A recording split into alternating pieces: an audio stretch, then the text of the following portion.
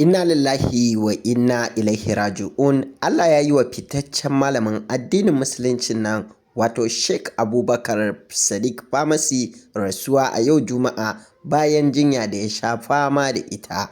Sheikh Abubakar Sadiq Pharmacy ya rasu ne a wani asibiti a jihar Kano bayan doguwar jinyar da ya sha a jihar Gombe, inda aka ɗauko shi aka dawo da shi jihar Kano. To sai dai a yau Juma'a Allah ya karɓi rayuwar Sheikh Abubakar Sadiq Pharmacy a jihar Kano, yayin da fitaccen malamin addinin Musulunci nan wato Farfesa Sheikh Isa Ali Fantami ya wallafa a shafin shi na sada zumuntar Facebook, inda yake cewa inna lillahi wa inna ilaihi raji'un. Allah ya yi wa Malam Abubakar Pharmacy rasuwa a yau Juma'a bayan jinya da ya sha fama da ita, inda ya ƙara shi rubutunsa da cewa muna roƙon Ubangiji Allah ya ji kansa da rahama, ya gafarta masa kurakuransa, ya yalwata masa kabarinsa, ya kuma baiwa iyalansa da masoyansa haƙurin juriya. Allah ya sa aljanna ce makomarsa tare da iyayenmu da malamanmu da zuri'armu da aminanmu da 'yan uwanmu da ma mai karanta wannan labari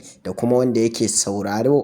Ubangiji Allah isa aljanna ce makomarmu, ya kare mu, ya tsare mu, ya ji kan Sheikh Abubakar Sadiq Pharmacy, ya sa aljanna ce makoma, amin summa amin. Kamar yadda kuke gani, wannan na ɗaya daga cikin karatuttukan da Sheikh Abubakar Sadiq Pharmacy ya gabatar a watan azumin Ramadana nan da ya gabata. Sannan Sheikh Abubakar Sadiq Pharmacy shehi ne kuma malami ne, sannan kuma likita ne mai taimakon al'umma da kuma wayar da kan al'umma kan yadda za su samu magunguna na addinin Musulunci cikin sauƙi. Ana muke addu'ar Ubangiji Allah ya ji kansa, ya gafarta masa, ya sa aljanna ce makoma, mu kuma idan tamu ta zo ya sa mu cika da kalmar la ilaha illallahu Muhammadu Rasulullahi sallallahu alaihi wasallama, amin.